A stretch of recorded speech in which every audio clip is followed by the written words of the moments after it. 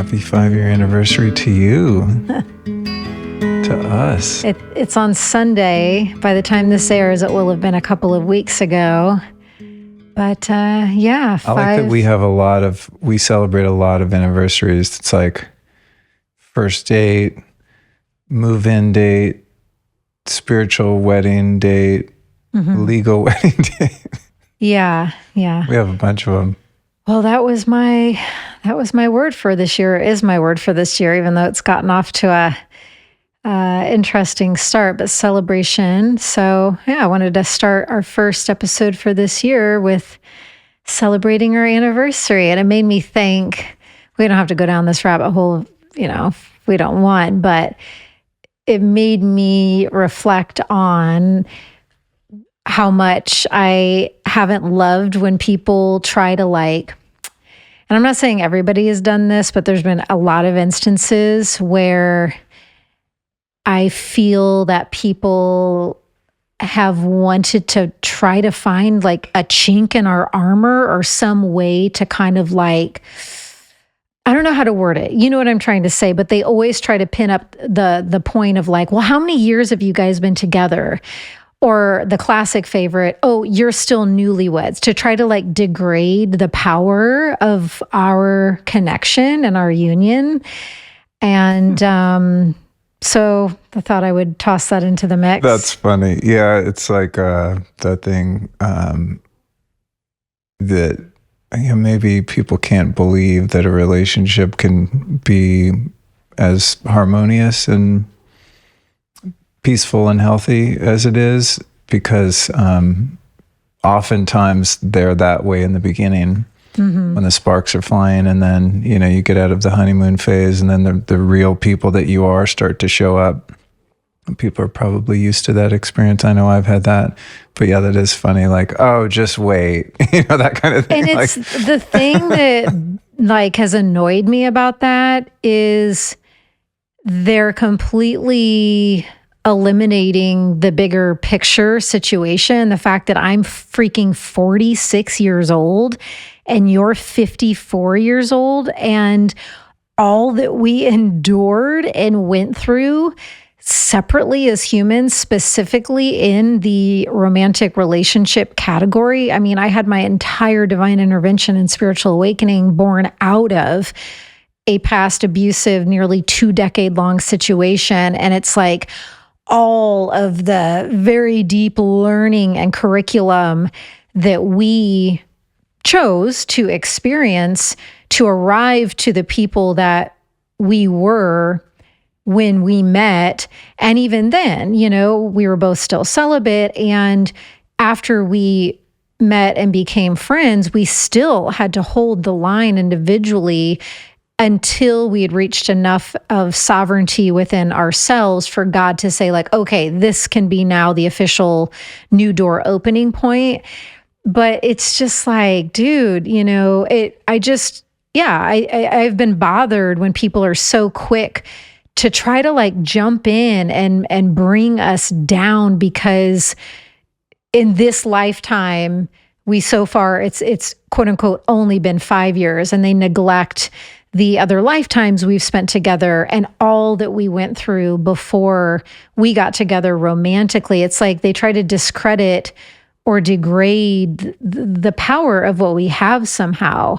And I know I haven't talked about that on any podcast. And I just kind of wanted to get that off my chest. I have literally cut people out of my life who have jumped in with those remarks, because it's how dare you?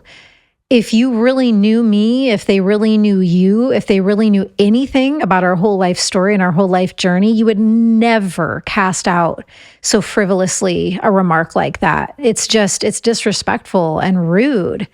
So it's a hard pass for me. Yes, I agree.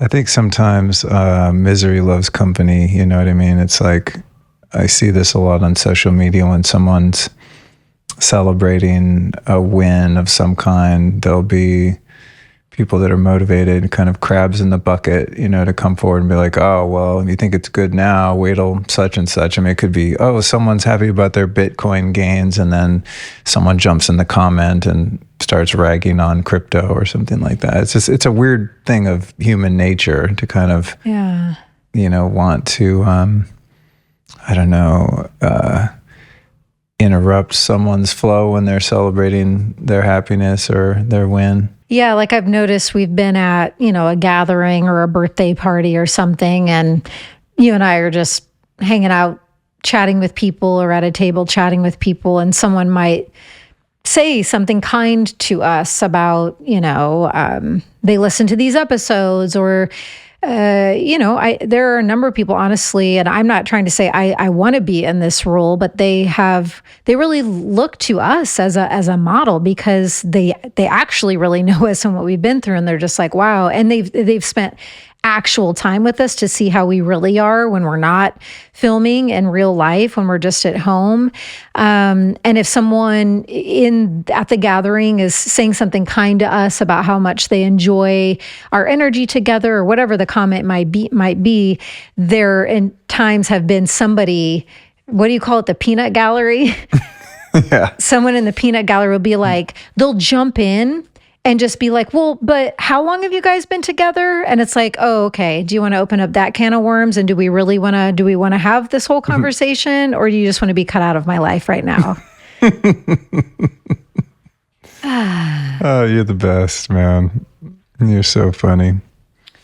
So what are you feeling for this year, Alyson? I know you've got your vision boards out. There's some creative juices flowing. Yeah, what a whirlwind beginning.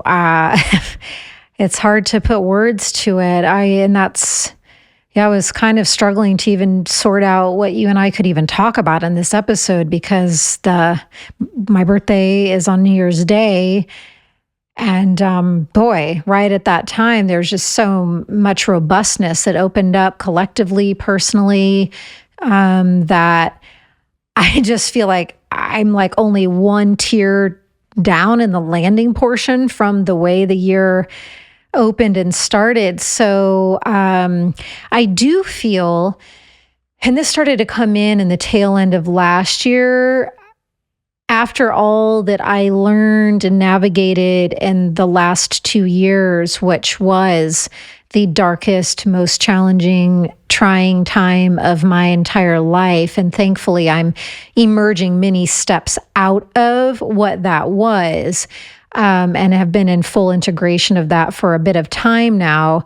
And with this new era, new me, new year that's really opening up, I feel it's time for me to get back out in the world a bit more again. And one thing that's really shown up was, with my friends here, we do these incredibly powerful fire gatherings, fire ceremonies with offerings and rituals and medicine songs and prayers.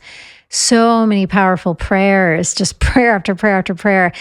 And after a few of those in the last couple of months, God was just like, imagine if you allowed other people to sit at this fire with you ladies. So I'm thinking of calling something Fire and Song, something simple like that, and letting people come be at the fire and be in the midst of these powerful energetics, and sitting with Sacred Grandfire, who is, in my opinion, the most ancient shaman across all time and space and all of eternity. And so to be in the presence of that wisdom, of the flame, and to potentially have different themes for the different fire and song gatherings, and with those themes, different types of offerings to give, different types of songs to sing, different types of prayers to lift up and send up. So that's something that I look forward to, because, I said this on New Year's Eve when we were with some of our closest friends. And obviously it's the eve of my birthday, and it's always an extra magical time. I love the cozy holidays. And so on New Year's Eve, when we were outside at that big fire, and, we had our guitars, and I was singing some medicine songs, and just looking at the people in that circle around the fire with us, and the kids running and laughing in the dark, and the bright, stars above us. And I thought, I couldn't pick a more favorable way to spend a New Year's Eve than exactly what we're doing here, singing and laughing and sharing and prayer and offering and the giggles and running around of kids, and just that type of magic is my favorite kind of magic. So put me in front of a fire and I'm good to go. It's really all I need. Well, I got us some more firewood for our little backyard fire. Thank you.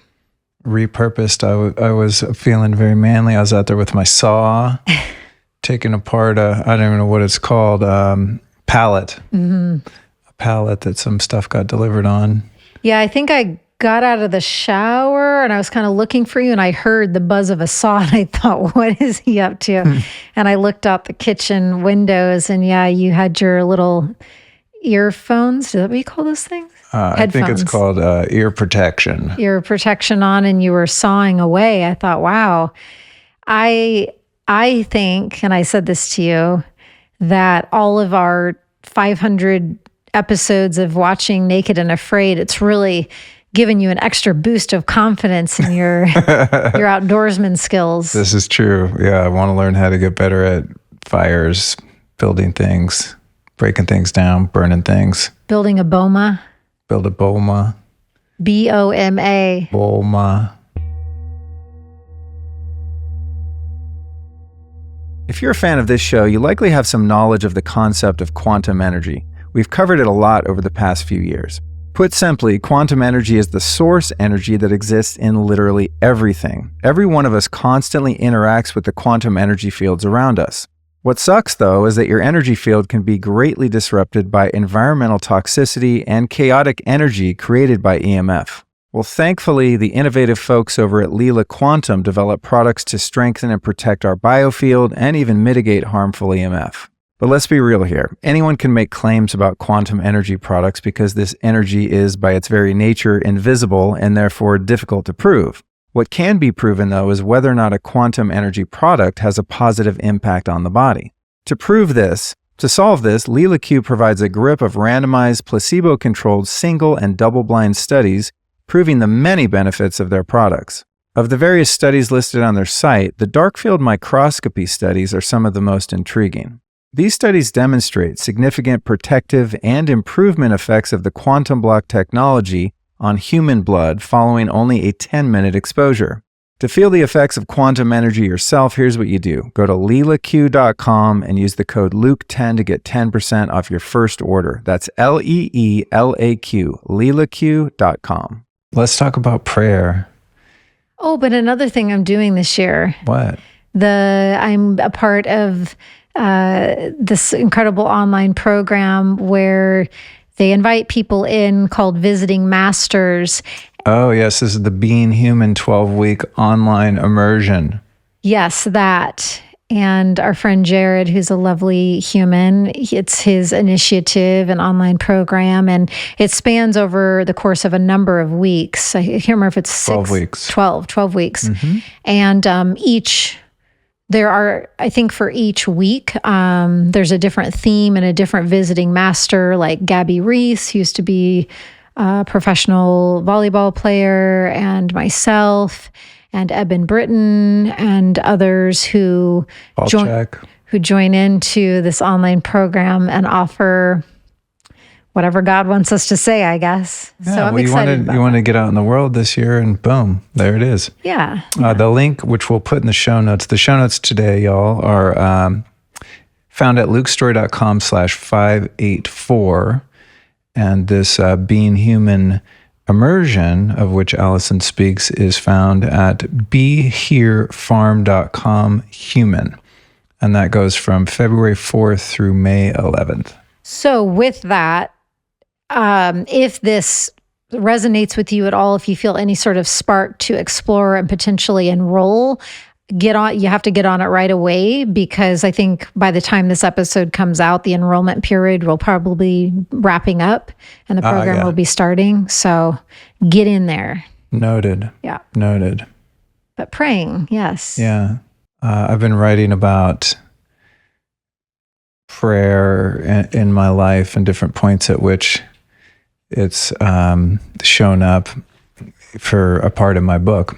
Actually, a chapter I'm about to start working on right now is largely based on that, so it's top of mind.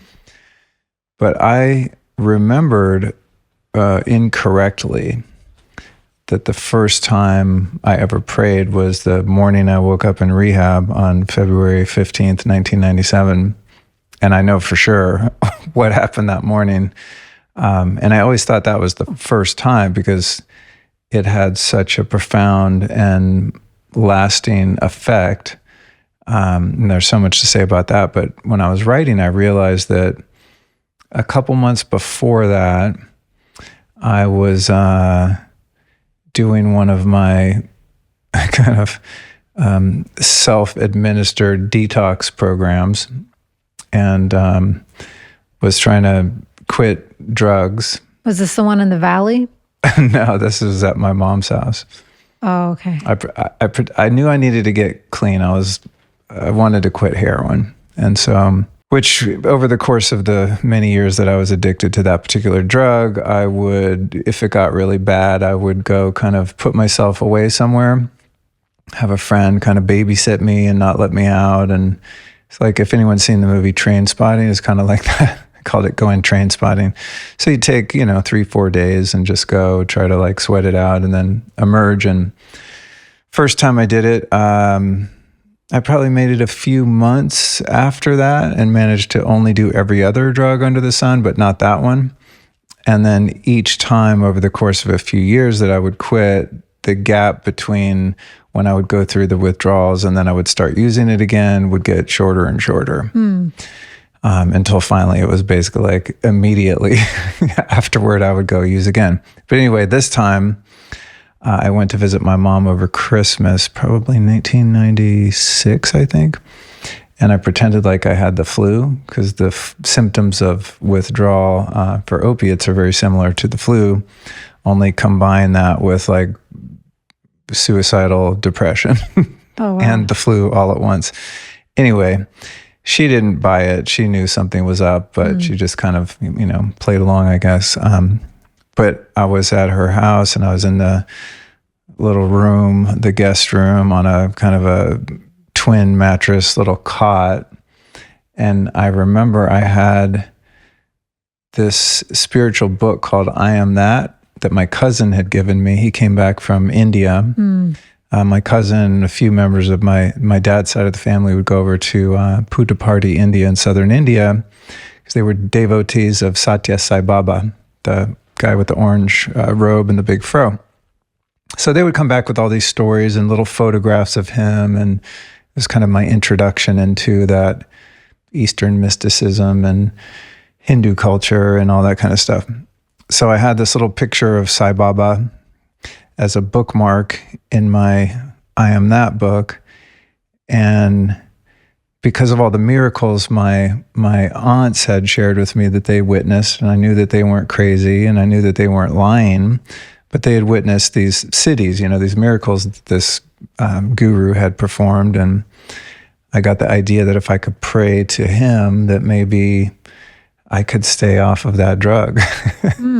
And that's a great start. Yeah. So I did. I pray. I don't remember exactly what I said or did, but I was just like, God, if there is a God, help me. Or if you're some sort of representative of God or an avatar or something. And I prayed and I'd forgotten about that.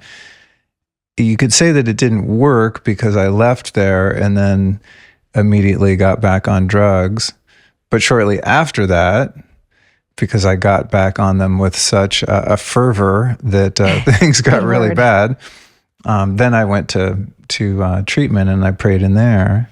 Well, hold that where you're at in this story, but I'm not saying this applies to every situation, but I have witnessed countless times after an incredibly powerful prayer or ceremony with a very focused intention happens, there oftentimes is a very steep nosedive down to that 0 point.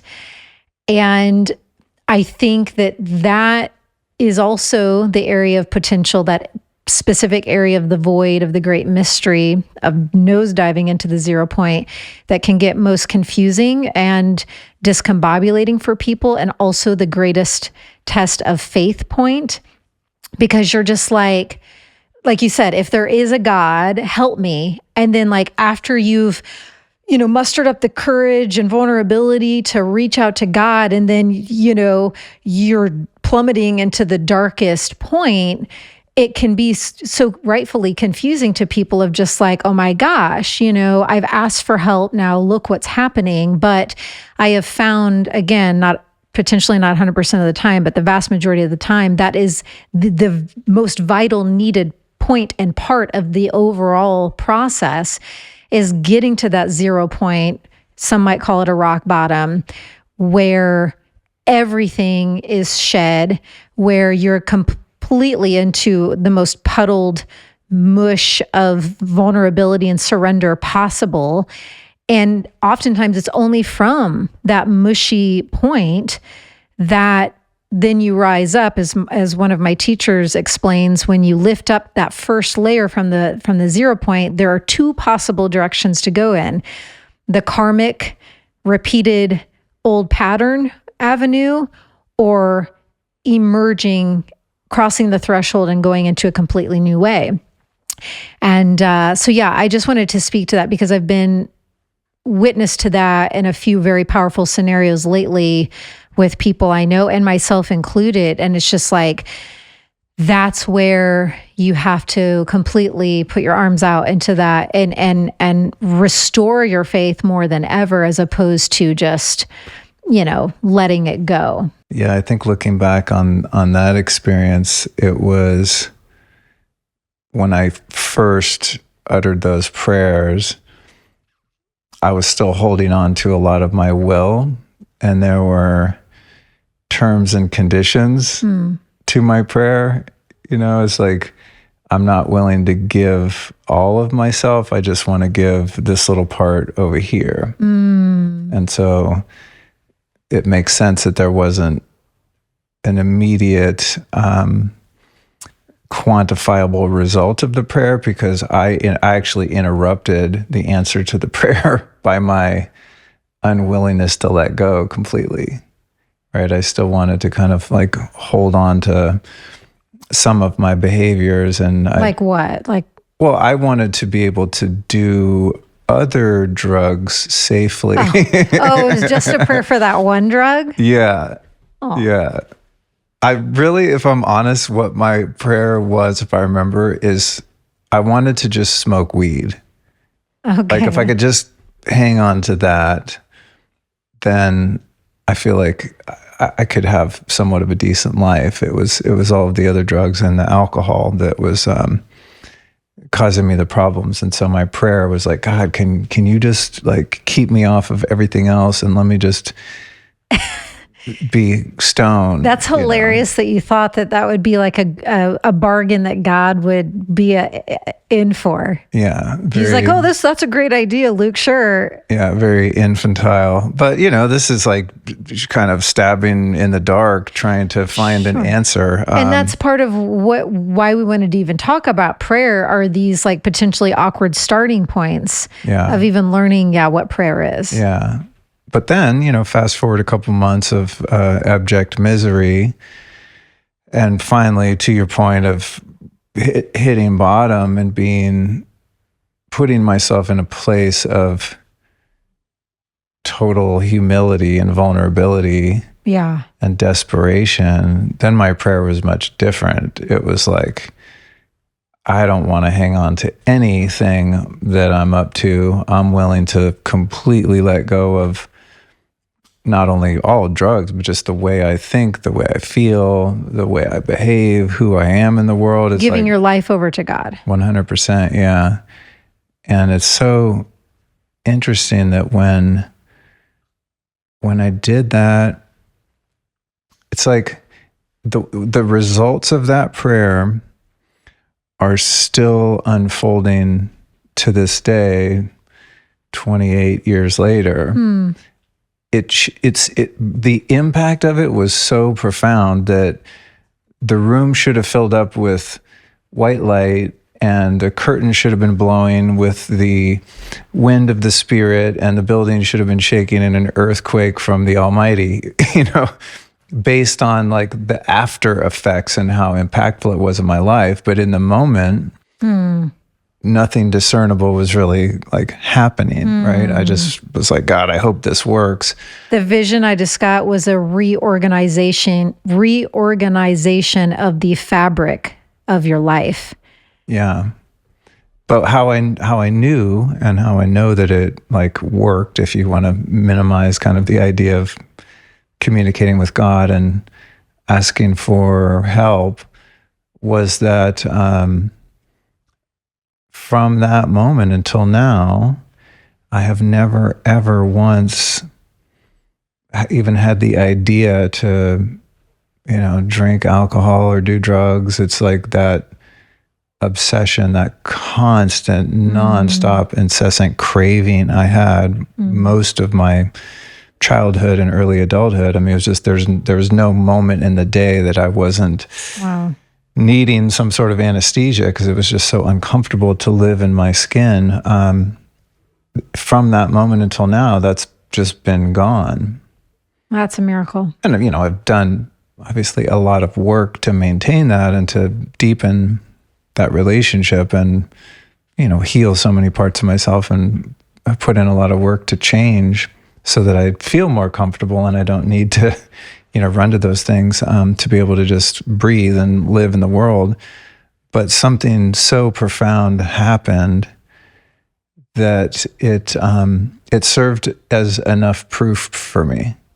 And it was immediate, like one day, one moment, it was OCD-ish, and then the next minute your mind felt free and liberated, or all parts of it? Well, I was still like mentally and emotionally quite tortured, for some period of time.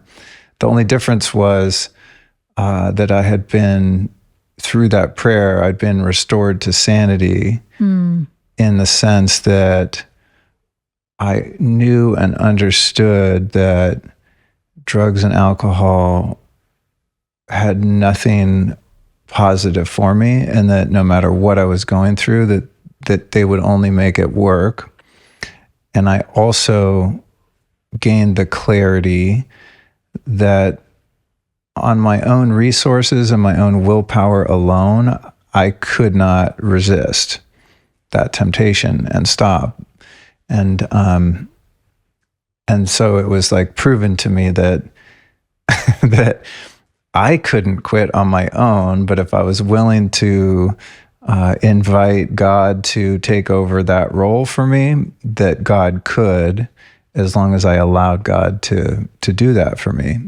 So it was like, it was like a reality check, a level of self-honesty that I'd never been able to achieve. There was always a part of me that thought, I can figure this out. If I just try harder. I thought it was a matter of willpower, or just if the conditions of the world or the conditions of my life changed, then I wouldn't have the need to, use those ways to escape. But it was like a realization that I was the problem, not the rest of the world, not other people. Because there were things in me that were causing the turmoil that required me to check out all the time. So it was like the prayer was an instantaneous assumption of responsibility for my own life. Yeah, well, that'll be a game changer. The other piece that was coming in when I was listening to you is, again, maybe not 100% of the time, but most oftentimes in this journey of prayer, surrender that we're speaking to, there also is a specific point in which one finally asks for help. Yeah. And I think it usually also applies to both help in the physical earth realm and also the spiritual realm. Because I'm even thinking to that deep healing process that I was just in last month or the month before. And, one thing that I'm not necessarily touting that I'm proud of, it's just been the case, is I'm incredibly self-sufficient and self-reliant, especially when it comes to my healing processes. Like, I trust my own soul and the wisdom I was given as a gift from God. And I trust my connection to my ability to hear God, give me directives on steps I need to take for my evolution and my own healing, that I very, very rarely seek outside counsel. But in that healing process where I was hitting a true 0 point for myself, that was the end point, 0 point of a lifelong thread that I had been tending to in one shape or form my entire life. Started at about 5 weeks old and just cracked the code on right before my birthday. So literally a 46-year thread. But for the first time that I recollect, I emailed a guide, a colleague, teacher, and very masterful healer, and in the subject line put urgent session needed. And I've never, and again, so I was not only in the biggest prayers of my life, I most robustly calling on God, Goddess, Jesus, Mary, Kuan Yin, Buddha, all the helpers. Lately, it's also been wild boar and also the spirit of corn. Yes, CORN. Spirit of corn's been riding with me lately. So I was in the most powerful prayers of potentially my life. But then on the earth side, I was reaching out to another human for help too. And I find that those pieces are usually always in this formula as well. Yeah. You finally ask for help. Yeah, that's been a tough one for me too. Yeah, I think it's like early in my journey, because I was so broken, it was much easier to ask for help. And there was a more of an abundance of people who had the capacity to help me because I was so far behind. Right. You know what I mean? There's a lot that were ahead. Yeah. So like everything to me is in the context of my sobriety, right? So say, going back to that story, I wake up day one in rehab, I pray, I realize something miraculous has happened, but I'm still really screwed up. I have no life skills, and there's all sorts of unresolved issues despite the fact that I'm a couple days sober. But going back then, say I met someone who was 30 days ahead of me on that journey. Right. They're like an enlightened master to me, you know what I mean? And so it was easy to ask for help because there were so many tiers of maturation ahead of me. I was just so immature in so many ways and just so lost. But it's become, I think, more difficult over time. I mean, this is, 28, 29 years on this path. It's become more difficult to find just wisdom keepers that are much further ahead of me, elders and things like that, right? Like I was talking to you today and I'm like, something I'm working on. And I'm like, God, who can I even call that would have more experience than me or a perspective that I'm unable to reach myself? In this particular case, it's my dad, and he calls me for advice about things sometimes that he's working on. And we have a great, kind of symbiosis in that way.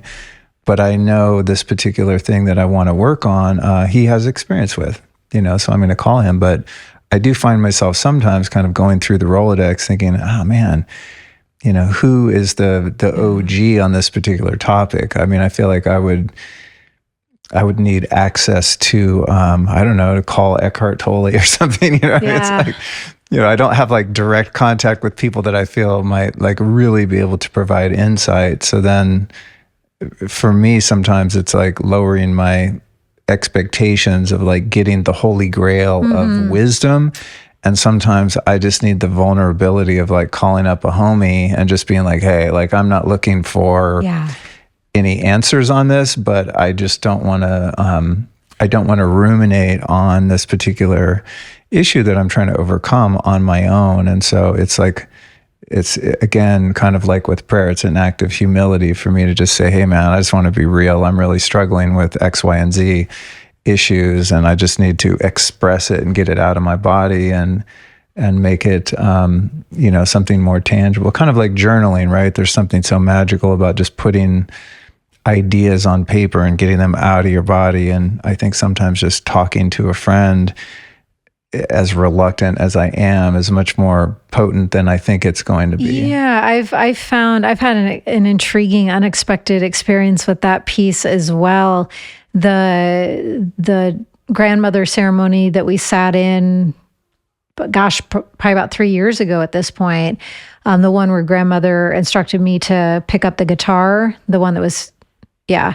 So in that, I remember, and I won't share much because I always hold all of this in such sacred space, but the one piece I'll speak to was that, it's always intriguing when you see if there's like kind of a collective theme that emerges in those like multiple day ceremonies. And of course, people are on their own journeys, but sometimes there's like a key word that's like, oh yeah, I was like having visions of that too. And I remember that weekend, pride was spoken about a lot. And I was like, that's kind of an unexpected one to emerge. But in my own example of it, which when I say what I'm about to say, people listening might be like, that is such an odd example. Like, what's the big deal? But for some reason, I was hitting up against so much resistance going to the main couple facilitators, this one male who, in my opinion, is a very masterful musician, and then the woman who was the head guide. It was in the night ceremony where Grandmother Medicine spoke to me and fixed my gaze onto that woman facilitator as she was singing and playing guitar. And Grandmother said, "This is what's next for you." And I was just like, oh, what? But I remember I felt so much resistance in the next morning of just going and asking them, like, releasing any pride and getting into just a humble, normal zone and going and saying, hey, can you give me like some first step directives? Grandmother told me I'm supposed to start playing guitar. I don't even know how to begin. Like, why would I hit up against resistance against asking a simple question like that? I don't know. But it was like such major resistance that when I finally gathered the courage to walk across the ceremony space and sit in between both of them, it was like, I think at one point I even started crying because I was like, and after I asked the question, I think they were both probably like, okay, well, here, and they both gave their insight. But again, what you were just sharing about the humility piece, I think it is such an important one to get real with ourselves about, because sometimes pride can be similar to anger in its like hiddenness and its insidiousness, that you might think like, oh, I don't have pride issues, or I'm not prideful about that. But if you really explore and really get into those nooks and crannies and crevices within your soul, I think you might be surprised. That's where anger hides. That's where pride hides.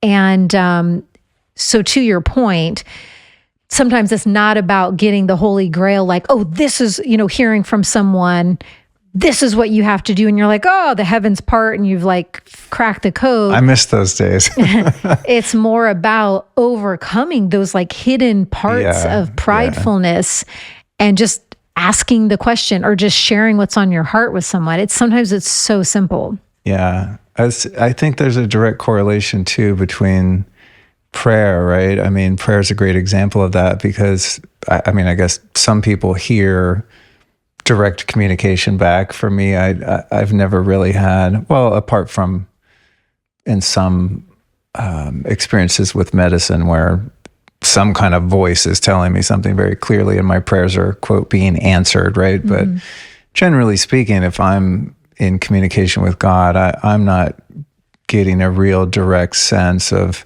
do this, don't do that, call this person, write this down, here's a plan. I'm not getting like a plan of action per se. I do. You do. You're fortunate in that way. For me, I think it unfolds just in a very subtle, intuitive sense, maybe following that.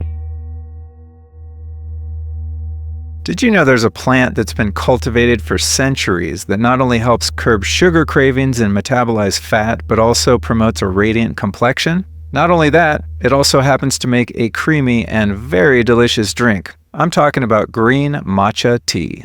Peak's Sun Goddess matcha is sourced from the high, cool mountains of the southernmost tip of Japan and prepared by third-generation tea masters. It's also quadruple toxin screened to ensure delivery of only the purest ceremonial grade tea. And this is important in the tea game because a lot of teas out there are inferior and loaded with nasties. Sun Goddess matcha is cultivated with a super long shading period, which maximizes the phytonutrient potential of the leaves. That matters because it's got more chlorophyll and antioxidants to firm, brighten, and clarify your skin. And right now, my friends, you can get 15% off Sun Goddess matcha plus a free rechargeable frother and cup over at peaklife.com/Luke. That's PIQUELIFE/Luke. The Sun Goddess tea comes in pre-measured sachets that you can mix in either hot or cold water, making it the perfect morning drink for any time of the year. And unlike coffee, the L-theanine in matcha balances the caffeine for calm energy without any jitters or crashes. So hit up peaklife.com/Luke and get 15% off Sun Goddess matcha. But just like asking a friend for an ear and just allowing them to hear you out, and what that vulnerability and humility opens up is the same humility, or is the same opening that's created through prayer, right? It's just saying like, God, I'm humbling myself, like I'm allowing my pride and the defenses of my ego to be kind of disarmed, and I'm just opening myself up. And it's not even like what's said or what's received. It's just in the opening, create space for that magic or healing or wisdom or understanding to unfold. It's like a lot of it isn't even about the result of kind of Right. what you're told or what you get.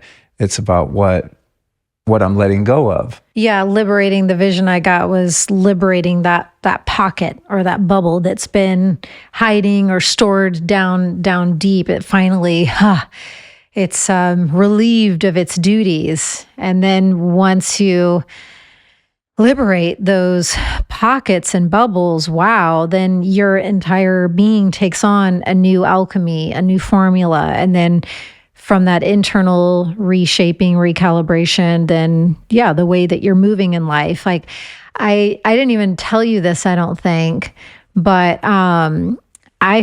had what I felt like was a really profound experience yesterday at the DMV. It's a great place to have an awakening. Yeah, I really, yeah, shout out to fertile territory for it really lessons. was. I just was in such awe, and oh my gosh, I haven't spoken to this, might be a little rambly, but I went in there alone, and I'm sitting in row 2 or 3, and it's packed in there, jam packed. It's like 10:30 in the morning. There's people standing against the wall. All seats, I think, were taken, people checking in at the computer kiosk, and it just was so profound for me. I was seeing humans through such a different lens and filter. And there was no judgment. It was really just all love. And I saw that, like, the woman at counter number 4, the DMV employee at computer number 4, when I looked at her, I thought, wow, I bet she's a really good friend. I just saw her and I thought, I can tell that woman, if I needed something while I'm sitting here, like if something happened, I could go to the lady at number 4 and she would help me. And then I looked at the guy next to her as he was helping this other customer. And it looked like in real life, these two guys would be homies. Like their interaction, even though I was far enough away, I couldn't hear a word they were saying, but I just got this like beautiful, harmonious vibe. And, oftentimes you think when you go into the post office or the DMV that it's going to be like a cranky experience and you got to like armor up because everybody's going to be grouchy.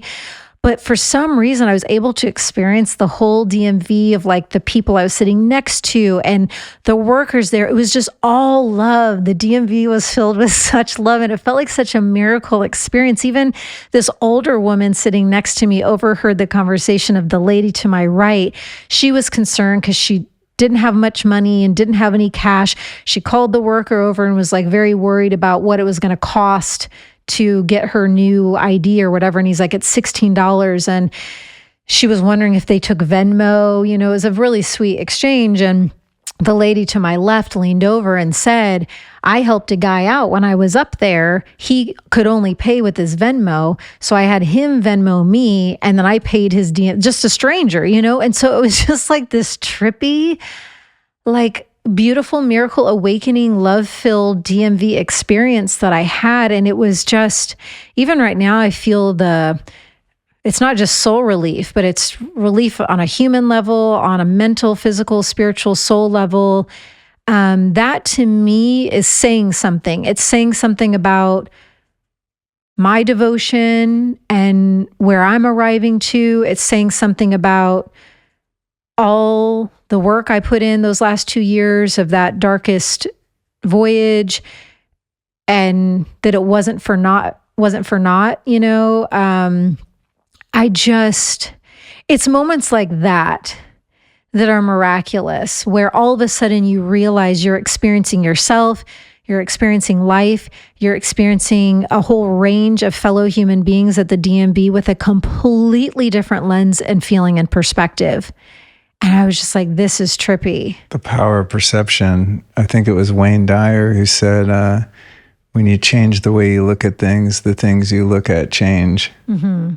I used to experiment with that when I was first sober, because I would go out into the world and, just going to the DMV, going to the bank, just interfacing in Muggle clown world was like so rife with conflict. Like I was so like raw and irritated. Edginess. Yeah, I was just still full of so much resentment and just festering toxic emotions and thoughts.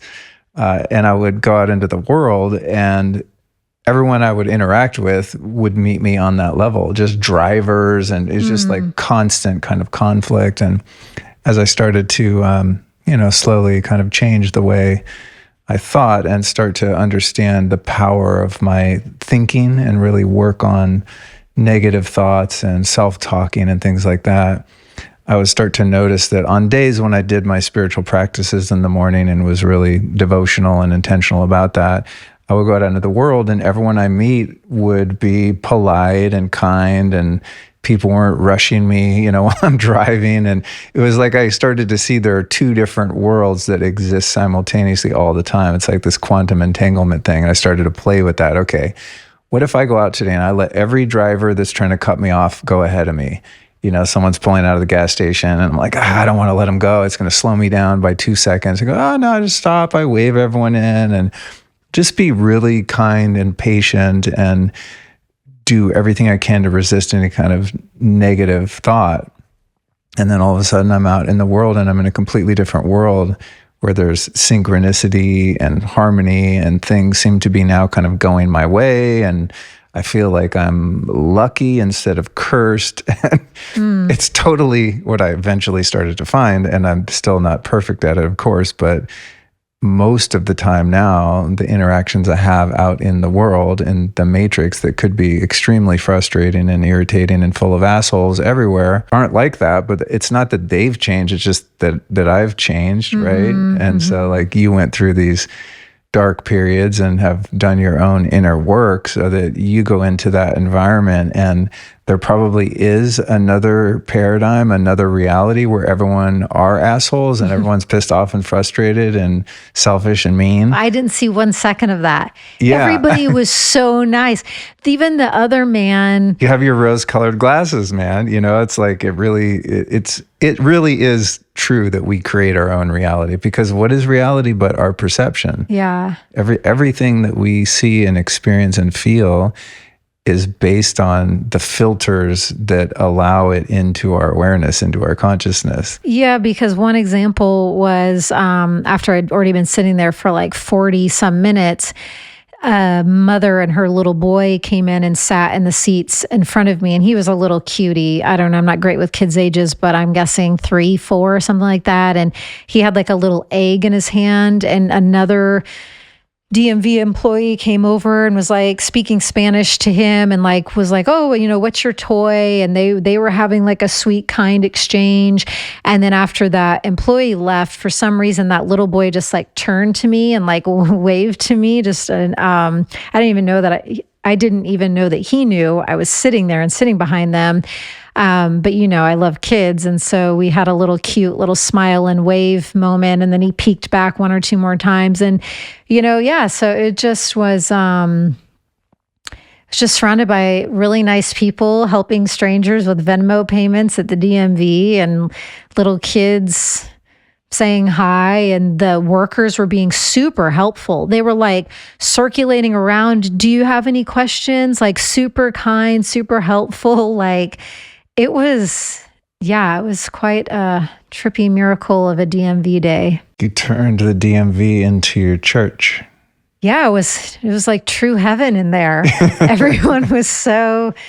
It's a spiritual temple. Yeah. Well, that's a good segue into one thing that I wanted to explore around the idea of prayer, and that is this idea of making your life a prayer.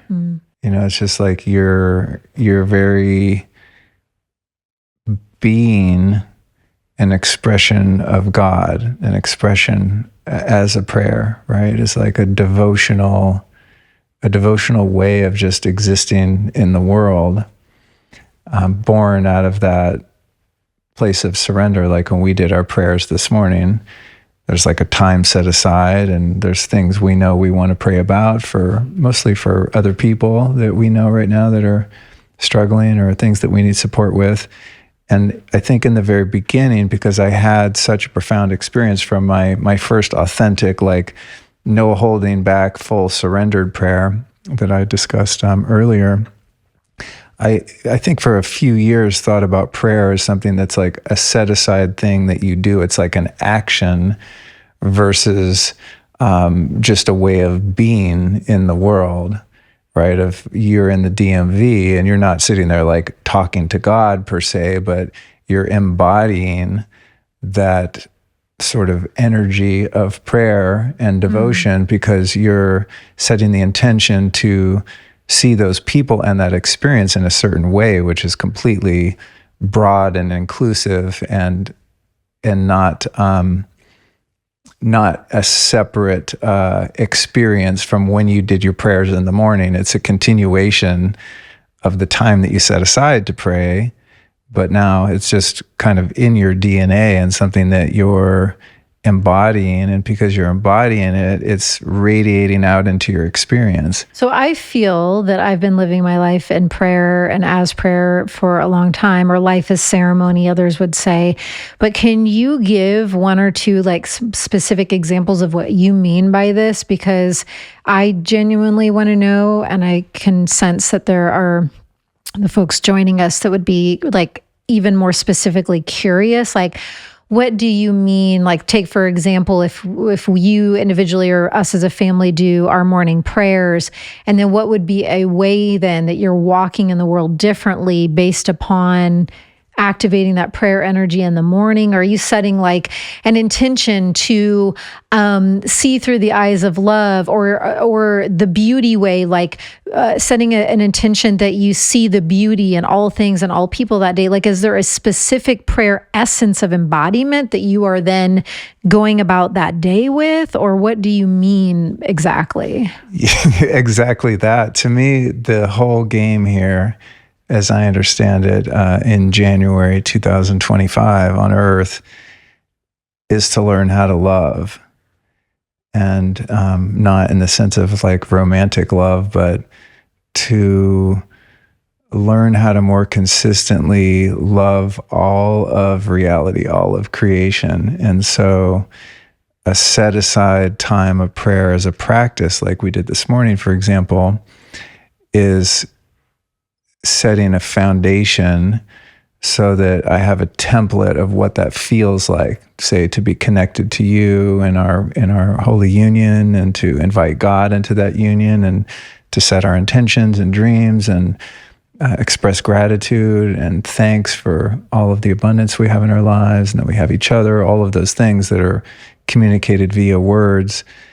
That is the foundation, so that when I sit here and have a podcast with you, that I'm in love with the experience of just being here. I'm in love with you. I'm in love with Jared. I'm in love with the microphone, my update drink, our beautiful home. It's like an underlying feeling of permanent gratitude and appreciation, just for the fact that my heart is beating. And so the prayer, as I go through my life, say I run some errands today and I go to the little pack mail place down the street where I spent a lot of time. Shout out to them, the Indian family. I seem we to be love doing you. a lot of notarizing things. They know our address, Yeah. our names. We're tight with them. I send a lot of certified mail out. So I go in there, and because I'm not captured in my own selfishness and my own false perception of the world and reality, I go in there having set the foundation of, wow, the purpose of my life today is to embody love and to express love and gratitude in a very real, tangible way. Then I'm in that space like you were in the DMV, and my living prayer is that I'm having warm feelings for everything and everyone in that experience. And not only is that like changing the reality where the impatient kind of bitchy person comes in and is interrupting the field, it's like that person might come in the door and just be enveloped in the field in a way that they're changed just by the fact that they're in the presence of that living prayer. Not because I have some magical powers. It's just the power of love and the power of gratitude.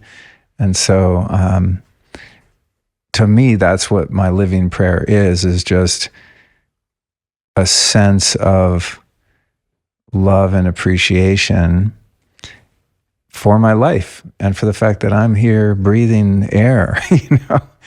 And anytime that I struggle, it's directly traceable to my forgetfulness of that reality, of that fact. You know, when I start to recede back into fear, anxiety, being bothered by people, being resentful of people, resistance, right? Any kind of like any discomfort I find is because I'm resisting something. Yeah, the crunch is just Captain Crunch. Captain Crunch. I'm clinging on to something I have an attachment to. One of my favorite cereals growing up, just FYI. Oh, God. Peanut butter Captain Crunch? Come on. No, regular over here, just straight regular What about Captain Crunch. wasn't there a Captain Crunch that was all the berries eventually? Because I used to pick the berry ones out. What was the berry Captain Crunch called? I think Berry Crunch or something. Then they came out with the one that was all berries. I didn't like the berry. I was always disappointed if I sat a slumber party to friends and they only had the berry crunch. Can you imagine what was in that shit? Greatness. Back in the day, this cereal wasn't as janky and nasty as it is now. You just reminded me of something. I used to make these things. I later called them white trash donuts, but we used to take, this is like back in the late 70s. My mom, thankfully, like shopped at the health food store, so we never had like Wonder Bread or like white sugar. Like none of this stuff was in our house. We had like, I don't know, granola and whatever. But I had these friends, Joey and Tony Conti, and they, I don't know, had more money than us. We were pretty poor, but they had like a big house, and they were the first people that had like a Betamax and Atari and a big screen TV and a swimming pool and stuff. For those young enough, you'll have to Google those words and find out.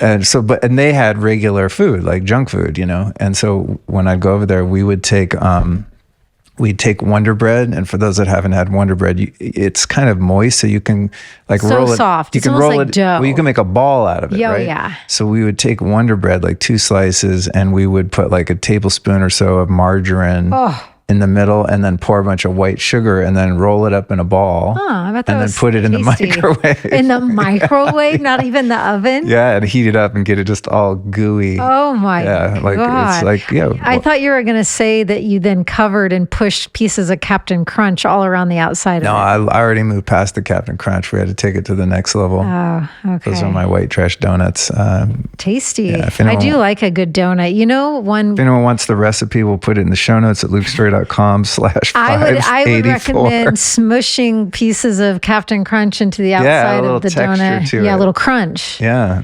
One thing that I am perturbed by with where we live is that there are no good donuts anywhere. I have a big problem with this. I really love a Boston cream.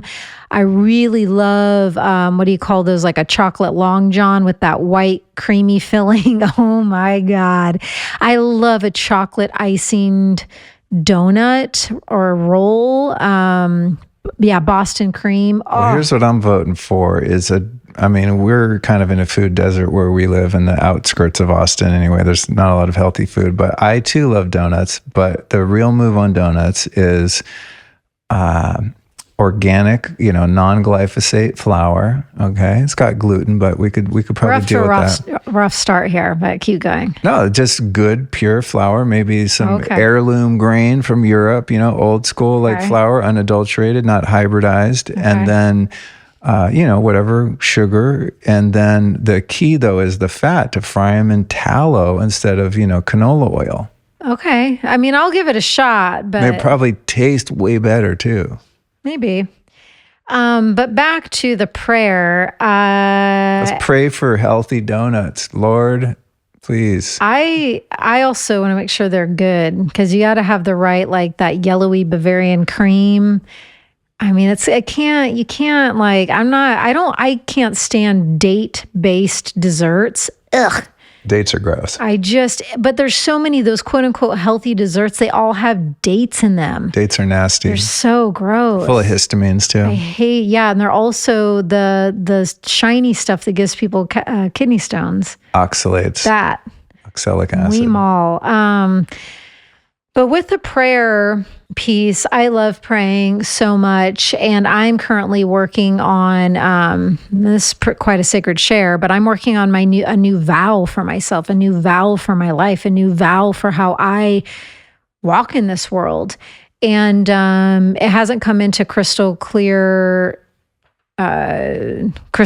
yet, but I'm on that journey of arriving to what is the new vow that I'm taking. And I'm really excited about it. I've been tuning in for the last week or so, and I'm such a clearly connected person. I thought that I would do one tune in and boom, vow arrived, spot on, nailed it, good to go. And it's been like more of a journey for me of just like, oh, let's test out this word. How does that word feel to be a part of my new vow? And it's like, oh, that's close, but that's not quite it. And then I'll tune into the vow and I'll feel like my heart open. And I'm like, oh, is my vow something about open-heartedness? And then I'll peer into that a little bit more. I'm like, no, that's not quite it. So that's kind of been the voyage I've been on, but I'm on a vow voyage and I'm very excited about it. Do you think of your personal vow as kind of like a mission statement, how a company would have a mission statement, like this is our intention, this is what we're all about? I guess, yeah. I mean, ultimately it feels in a very different vein, of course, than that, just because, I get a little bit of with like comparing it to a mission statement, but I get your point. I get what you're trying to say with that. And so, yeah, I guess it could be, you could view it as something similar to that, but a bit more sacred or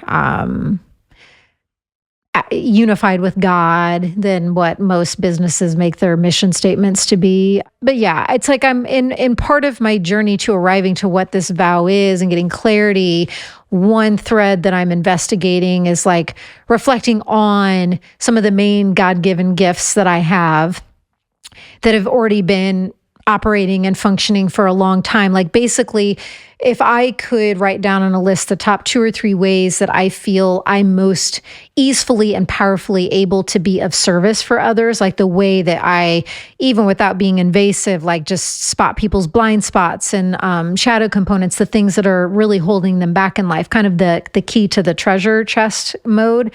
So there's like potential in this vow having something in that vein held within it, so that's one way I'm tracking into the vow clarity is the gifts that God has given me that have already stood the test of time and have a lot of evidence and proof for being effective and empowering for other people. How could I look at that and then put that into a vow statement? But I haven't cracked the code yet. Yeah, I don't know that I have either. Well, it's winter again, folks. That means there's less sun to be had and less time spent outdoors getting that blood moving. Now, for a lot of people, this can lead to depression. I know it can for me. And it makes sense when you realize that sunlight switches on serotonin and hormones like endorphins too. I'm guessing by now that most listeners know that along with breathwork and ice baths, sauna therapy is on my top 3 list of health hacks. I do them just about every day, and especially during the long, dreary winter months where getting the right wavelengths of light and a good sweat is key to my mental and physical well-being.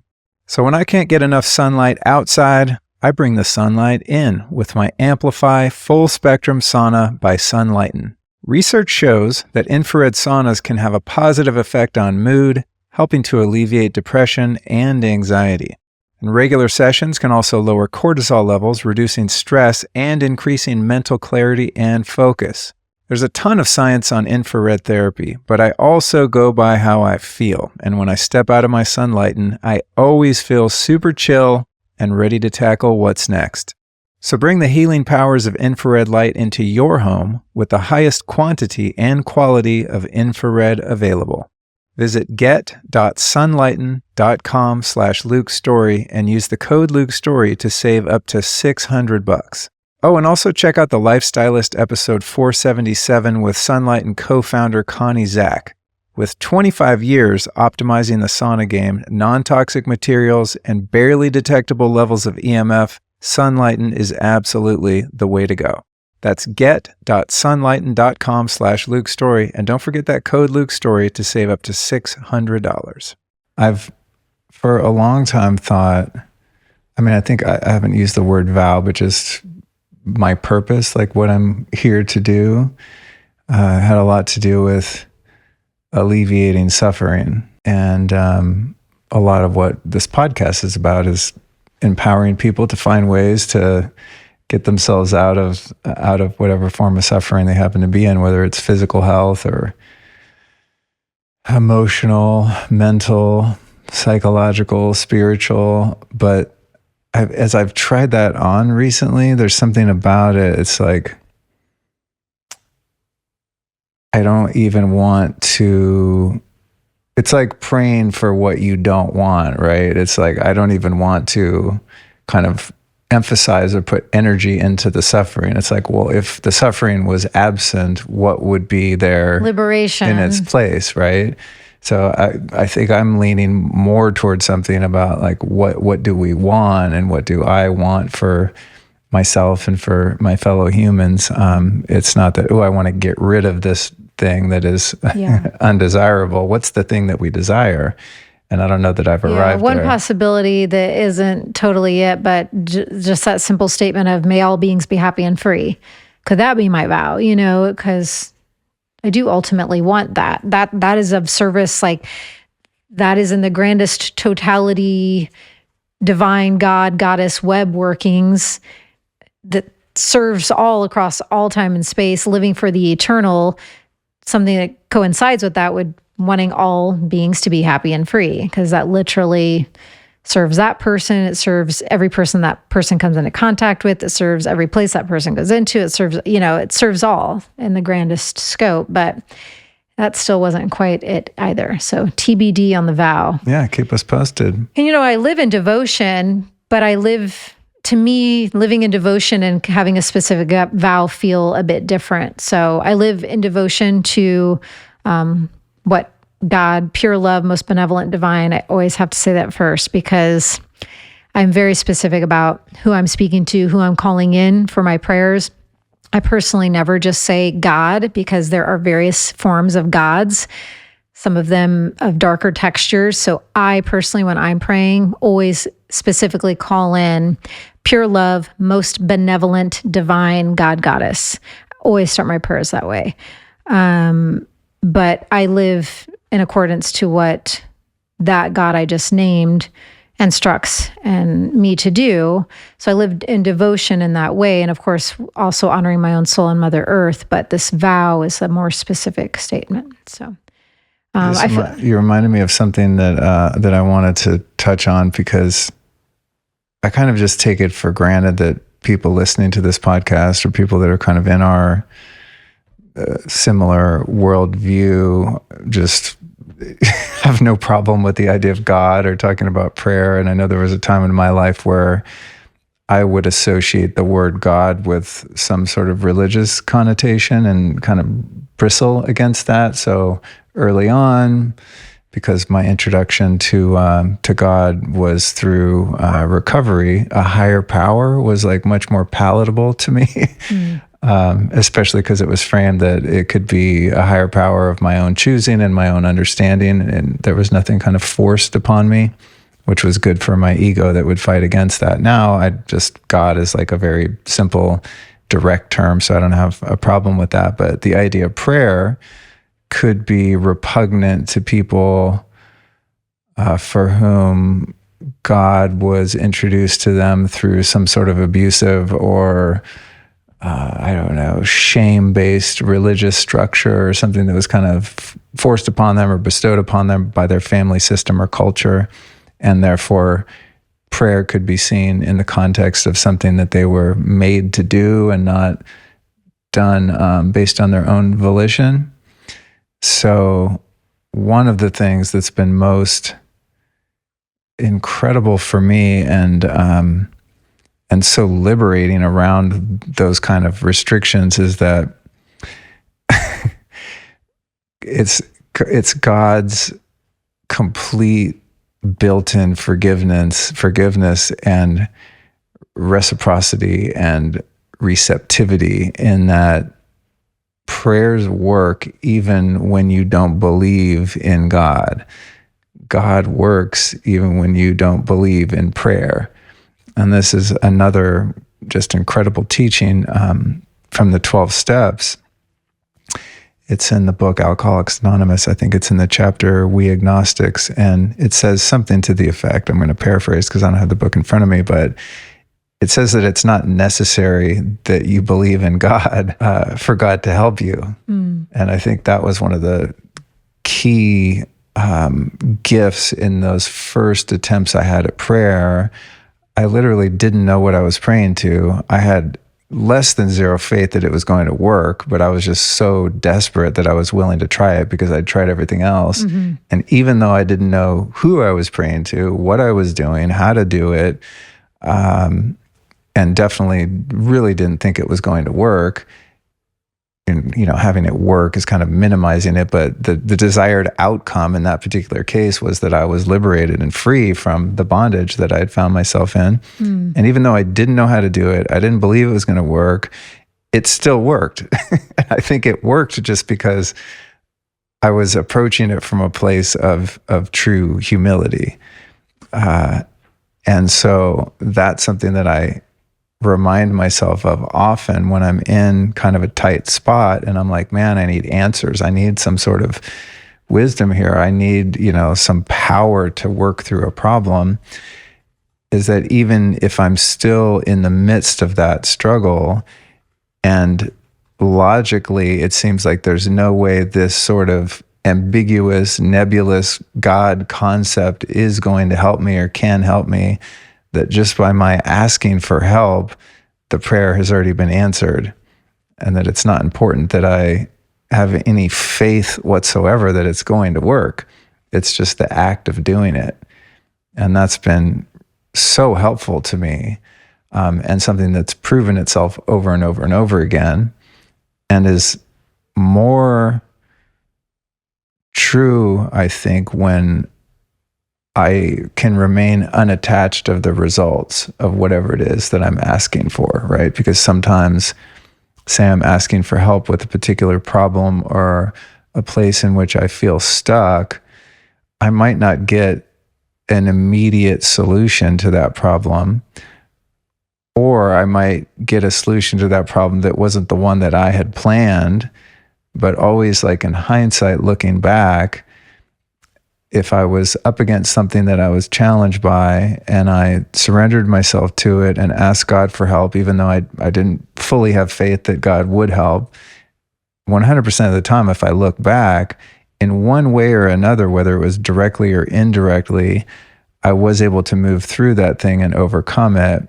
even though I didn't believe it was going to happen. It's already solved. Yeah, it's already solved. We talked about that last time, right? So I think it's just, to me, if I was listening to this and I'm like, yeah, I tried the God thing, it doesn't work, prayer's lame, it's religious, whatever, just know that it works whether or not you think it's going to work or not. It's not faith dependent, in other words, Right. because I think that the unconditional love presence, the energy of creation of God, of consciousness, however you want to name it, it's not conditional, right? It's not, I'm going to help this poor human that's reaching out to me, coming from God, right?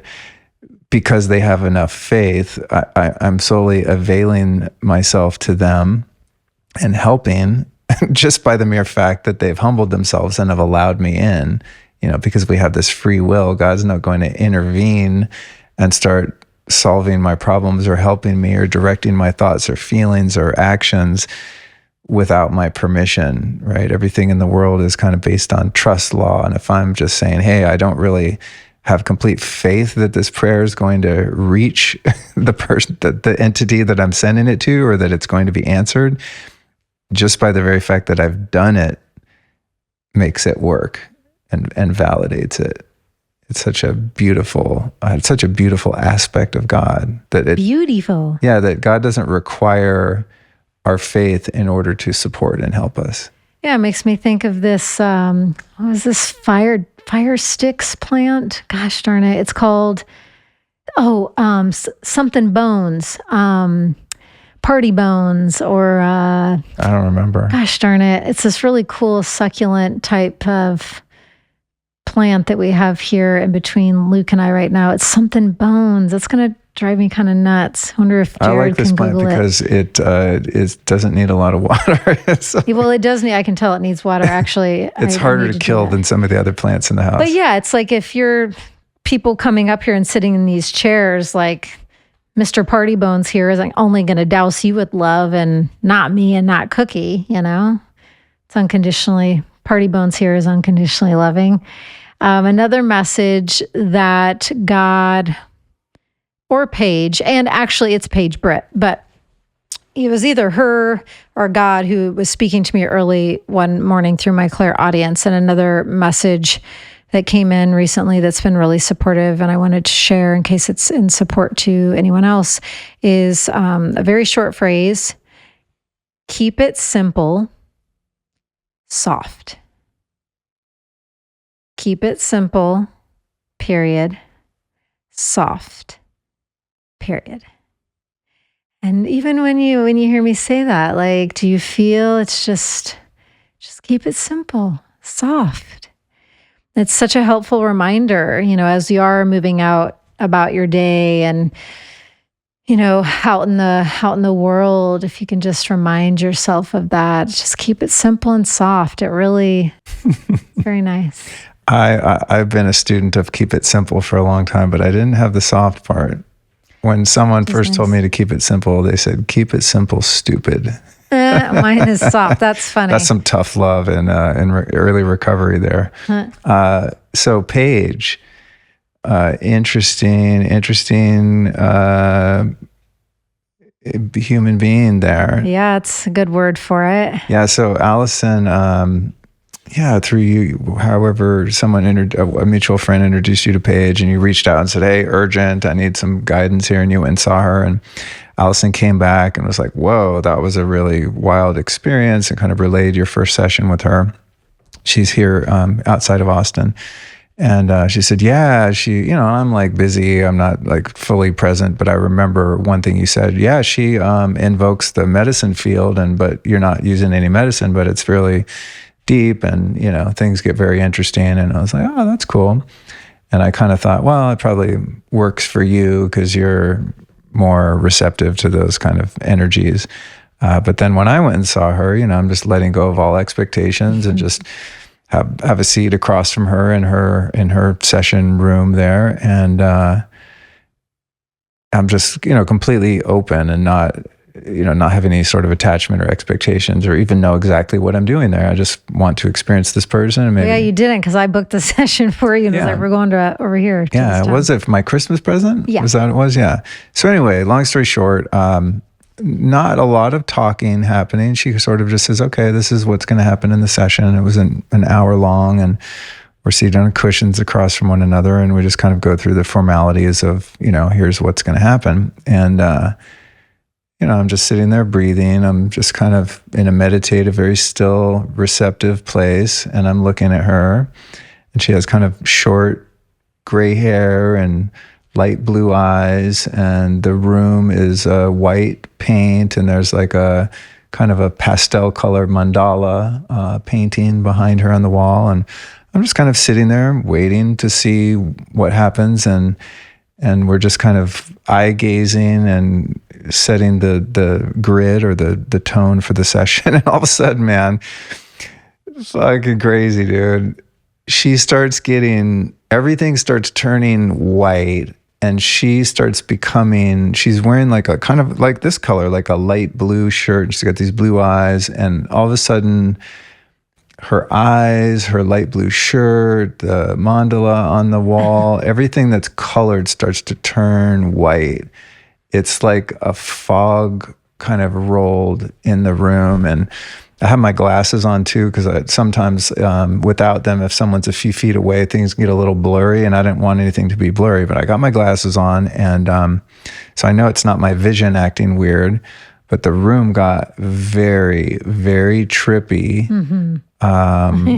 And I would say psychedelic, but not in the sense of like a lot of bells and whistles or extra stuff, kind of actually more of a subtraction, like actually less in the visual field, to the point where everything sort of became just diffuse. It's pure Godfield. Yeah, it was really interesting. And I'm sitting there going, like, what is happening? Did I take some mushrooms this morning? No, I didn't take anything.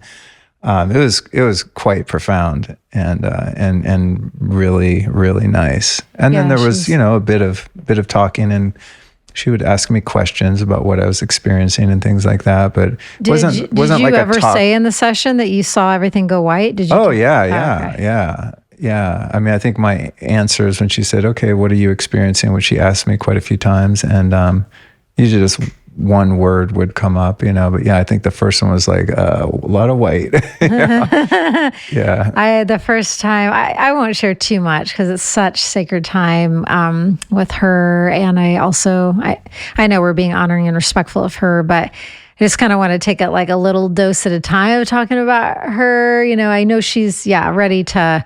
I mean, she does teacher trainings and things that you have to apply for, but as my relationship with her is still developing, I don't want to say too much yet, but the first session I had with her, as soon as that experience that you're referring to happened, she was like, "What do you notice?" I'm like, "I'm in heaven." I mean, it's the heaven field. It's the miracle field.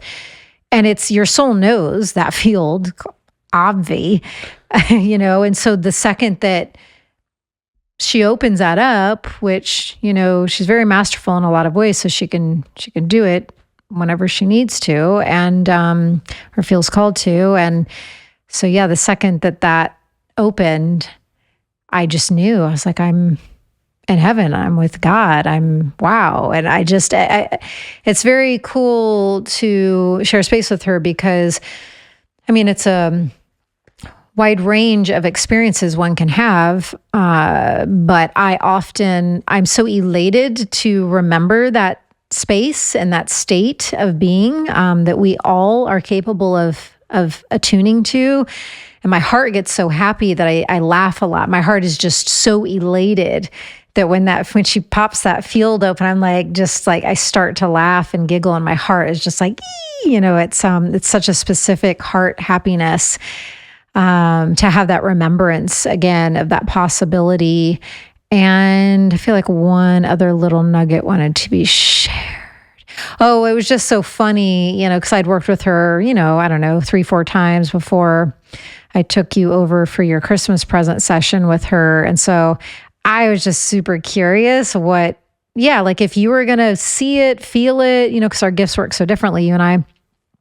So it was just hilarious when you walked out of the room when it was done, and she's much shorter than you, and she was trailing behind you, and you just looked at me and silently mouthed, "What the fuck?" Your eyes were huge, and like you just mouthed that, and then she headed to the bathroom, and you came to where I was because I was going to my session after yours, and you were just like, the whole room went white, and I was like, "Yep."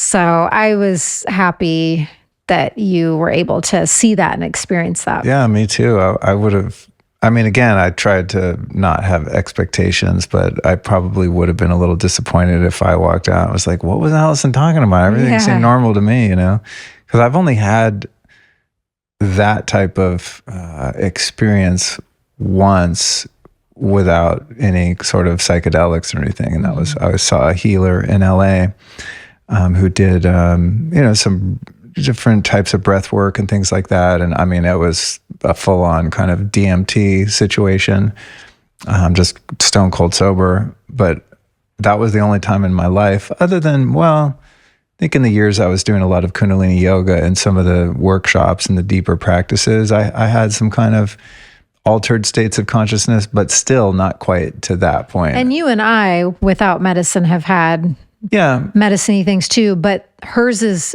of a different texture. And also like eyes open is different too. Like we've had experiences together where I'm like, are you seeing what I'm seeing? And there's a kind of, I don't know, mushroom-esque visual, little colorful kaleidoscopic things popping in here and there. And I mean, I've had that in Joe Dispenza workshops and things like that. But this was much different because it's like, I'm totally sober. I'm totally present. I'm just sitting here looking at someone across from me. And it's like, what is happening? We haven't like done anything, right? Okay. There's no like breath or movement or anything that sort of instigated this altered state. The altered state is you're just sitting in miracles. Just opening the portal. But one of the things that was going on with me is I kept thinking like, how the hell is she doing this? Like, how does she do that? It's wild. And that's what I asked her afterward, after we were kind of done. I was like, all right, like, how did you learn this shit? What are you doing?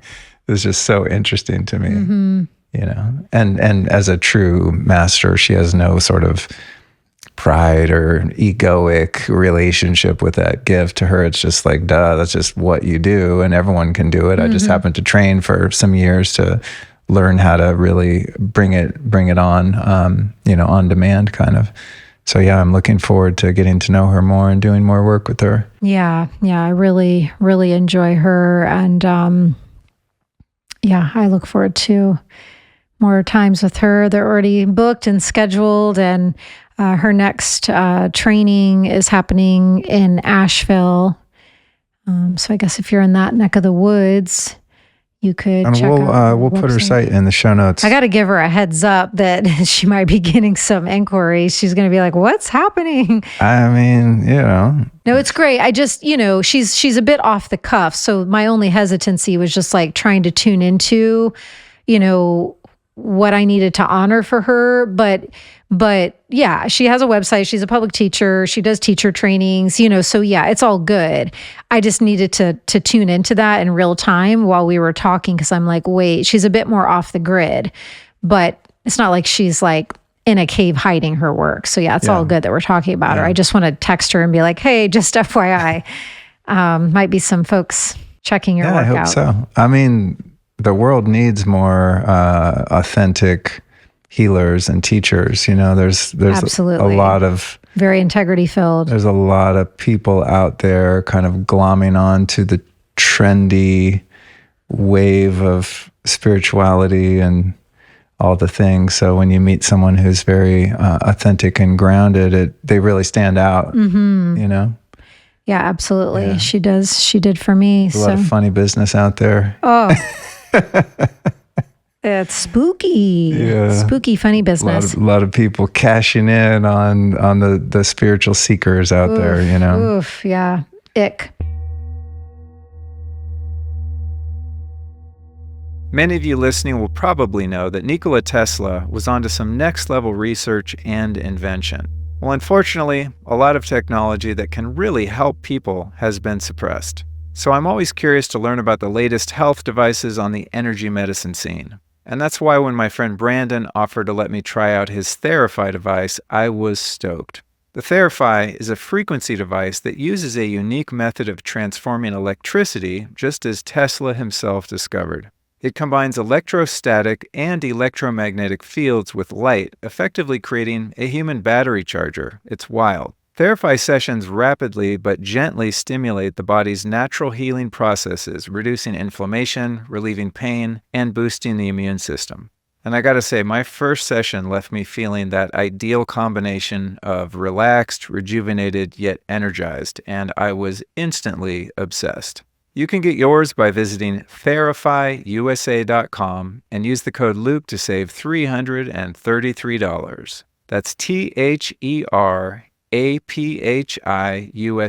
therifyusa.com, and you'll also get free shipping on your Therify unit. Oh, and heads up, while you're there, check out the Therify developer Paul Harris's newest creation, the Quantify. It's a unique alternative to Lifestyle machines that's compact and super easy to use. And while the original Therify device is geared toward healing practitioners, the Quantify is geared toward professional and home use. So if you happen to own a healing or biohacking center or something like that, this technology could be an incredible addition to your services. Again, that's therifyusa.com, and the code is Luke. Yeah. Well, I feel like we've been going for a long time. We have.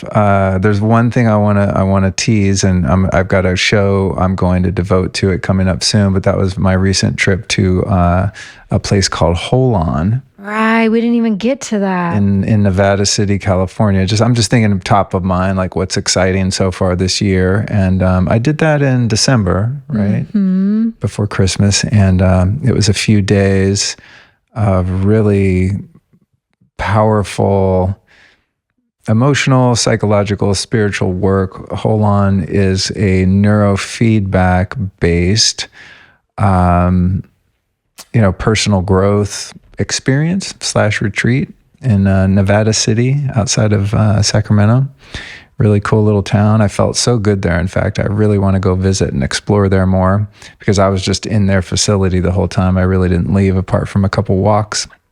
But I've done a lot of neurofeedback, and I've done prior podcasts about it. So those longtime listeners will be no stranger, but essentially it's a form of brain training that is, I would say, most commonly used for high performance, cognitive function, and recovery from, some issues, TBIs and just cognitive impairment. So it's a really good way to repair the brain on the kind of gross physical level. But the way they approach it is more so like one would approach the intentional use of plant medicines or psychedelics or something like that, right? Like you're doing work on some of the emotional blocks or mental blocks that you want to overcome, but you're doing so with the assistance of very sophisticated, cutting-edge science. And so you're able to go into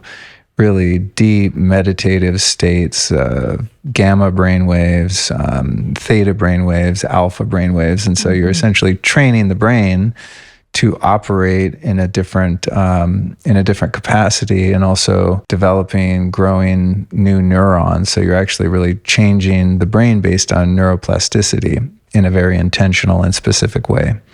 And so that was a really beautiful and I would say just transformative experience, from which I'm still kind of integrating and, I'm allowing that neuroplasticity to now settle, because it's like 3 to 6 months after you go do that is when the real changes take place. But I've noticed subtle things in my experience that are really interesting.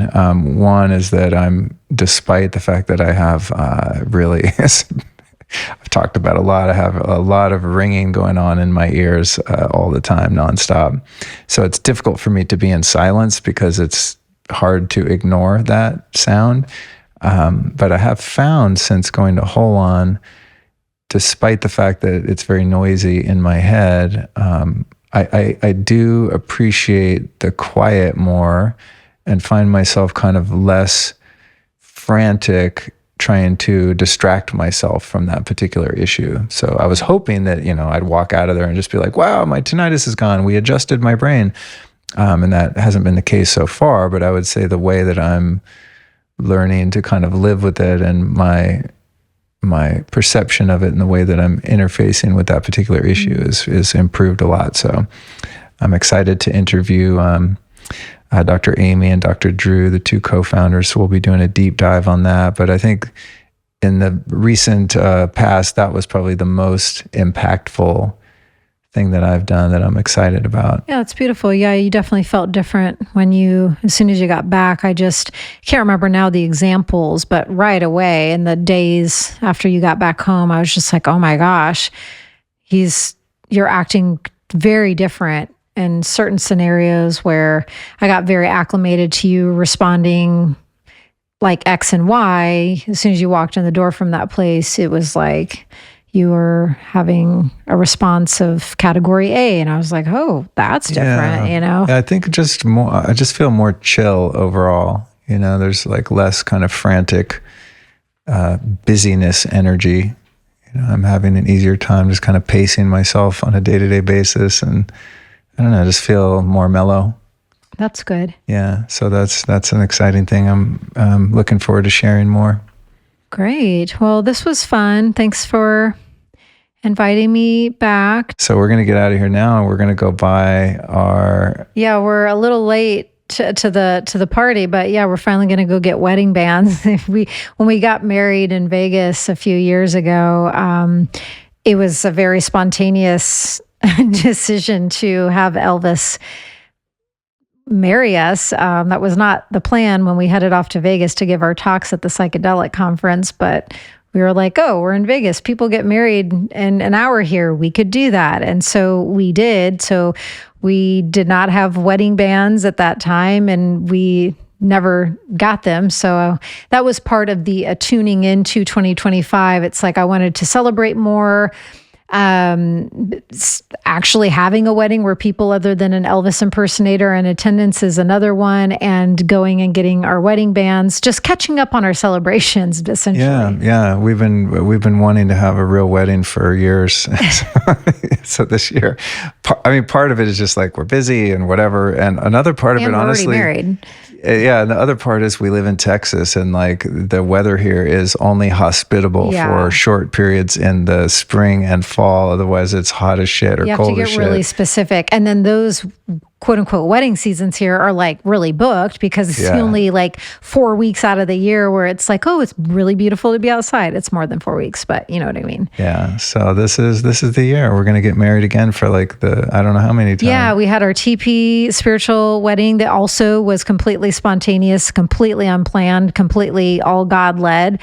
And then the Vegas Elvis was completely spontaneous, unplanned, and completely God-led. And now we'll have our third different type. And shout out to Anvil and Aura. I didn't even plan this, but I had a dream that I was supposed to start wearing bear claws.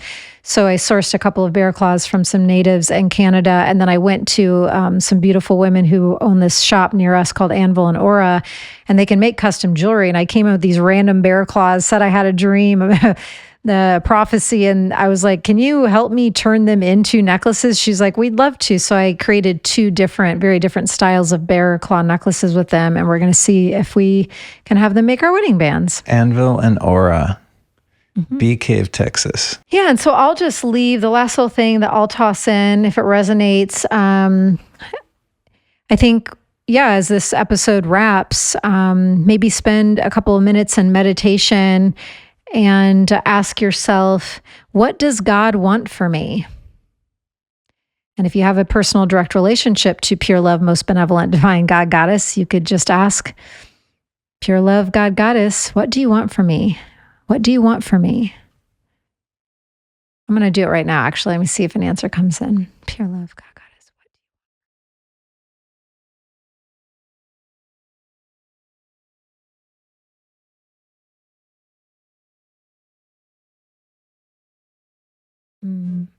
Interesting.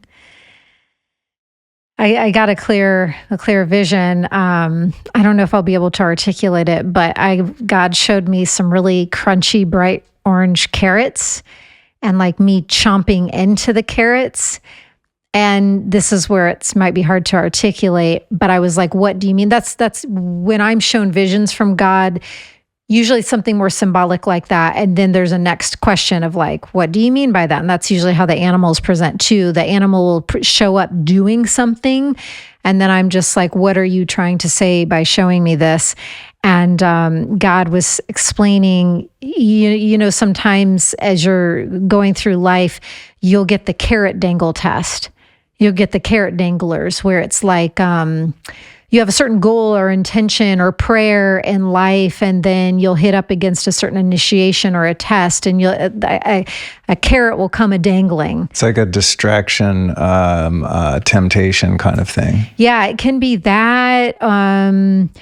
Something to pull you out of that. Literally, the attainment of that prayer or that goal is right behind the carrot dangler, and so. It was basically God saying where I'm at right now in life. See, this is where I don't know if I can put words to it, but it's about me taking the essences that one used to view being held in those carrot danglers as like something that's like nerve-wracking or fear-based, like a test. And it's like, now I'm at the point in life in my own evolution where I can eat those carrots. I chomp those carrots and I'm able to healthily metabolize and healthily integrate the thing that I maybe at one point would have been afraid of. Does that make any sense? Mm-hmm. So that I think you might have picked up on something subconscious for me too, because I keep meaning to tell you I want to buy carrots so we can eat the Ray Pete carrot salads. What? It's a whole other thing. Okay, so on a spiritual, I'm supposed to be level, I'm supposed to be eating carrot salad. Well, I saw the carrots, so there we go. Well, on that like temptation kind of. It's like sometimes you have an intention or a goal, right? Whether it's a relationship, a job, etc. Then a shiny thing shows up, and sometimes that thing shows up as an opportunity for you to practice discernment and to be able to resist the temptation, even though on its surface it seems like what you want and need. Yeah. But there's that still small voice within that's like, which you still could classify as temptation. Yeah. But it's a test or an initiation for you to hold the line. Yes. And, you know, I think of both myself and another dear sister who we both come from the television world in New York City. And I had left one of my production jobs for a talk show I used to work on in New York. And we didn't know each other at the time, but she actually then got the job that I had left from and sat in the actual chair that I had been sitting in. It's Melissa Ruiz. And anyways, we both in our own unique ways have stories as we were trying to extricate ourselves from that whole world and follow our callings. And we did it in different times and timelines. But I don't want to misspeak her story, but as she was trying to get out of TV land, and she had worked for MTV and stuff and like forged her own path, she got a huge offer at one point. I think, I actually don't want to say the production company or the network because I could be wrong, but a big place circled back around with a major carrot dangler and was like, are you sure you're wanting to leave TV? Because here's the biggest salary you've ever been offered. And it's also a fun show because also in TV, it's a real roll of the dice if the show you're going to be producing is actually fun or not, or actually a healthy working environment or not. It's a real crapshoot. And it seemed to have all of those quote unquote good things in it, but she was able to turn it down. And now, I mean, like she's years in of creating her own spiritual brand. And, but yeah, it's stuff like that where it's big temptation. My younger brother, Andy, recently, he does graphic design and works remotely, but he's been looking for a steady gig. And he texted me a couple weeks ago. And I was like, oh man, I'm kind of torn. I just got a job offer with this mess. He does like movie posters and things like that, right? Really talented artist. And he got this job offer, like the dream job, and pays well. It's kind of work he likes to do. He's good at this work. They're really excited to work with him. Caveat is he would have to move to New York City. I'm just like, I'm trying to be the supportive big brother. I'm like, hey man, good for you. And do you really want to move to New York City? He's like, no, he's already lived there. He's not a fan at this point. So, I didn't tell him what to do. I just said, hey, whatever you do, I support you. And he ended up turning that job down, kind of reluctantly. And then 2 weeks later, a couple of days ago, he's like, oh my God, guess what? I got hired by the biggest and best company in LA. And they're going to get me an office here where I live in Colorado and pay for it. And I'm going to do my work from here where I choose to live. Amazing. At an even better job. There you go. That's that example. Eat those carrots. chomp down on those carrot danglers. I love those experiences, right? When there's the shiny thing and you're like, there's something in my gut. Oof. My intuition's like, as hard as it is to pass on this, I'm going to let it go. You got to go to the deepest bowels to hold that line. Yeah. And then boom, the real opportunity shows up right behind it. So maybe the carrot chomping and healthy metabolizing and embodying integration message will pertain to someone listening, and they'll know to hold the line right now. Amen. Also, ask what you can do for God, not what God can do for you. That is a good way to start prayers. I think a famous politician said something like that about your country. But it is a fair point because, and this is the last thing I'll say, we've been trying to wrap this episode up for a half hour now, but I think sometimes, because prayer is so beautiful and fun, and I think it is important to remember oftentimes to lead with giving thanks to God first. And, also when working with fire ceremony, it's like, to also remember once you get sacred ground fire going, before you start asking the fire and God to answer all these prayers and placing in the offerings for things to be given to you or other people, it's like, begin that ceremony time, begin your prayer time with first bowing and humility and honor to the fire, bowing in humility and honor to pure love, God, Goddess first, and beginning from that space of gratitude and giving thanks to them and sending love back their way before it's like, now give, take, So what you said, even though you're kind of joking, actually is true. It is. Let's go get our wedding rings. Yeah. Bye-bye.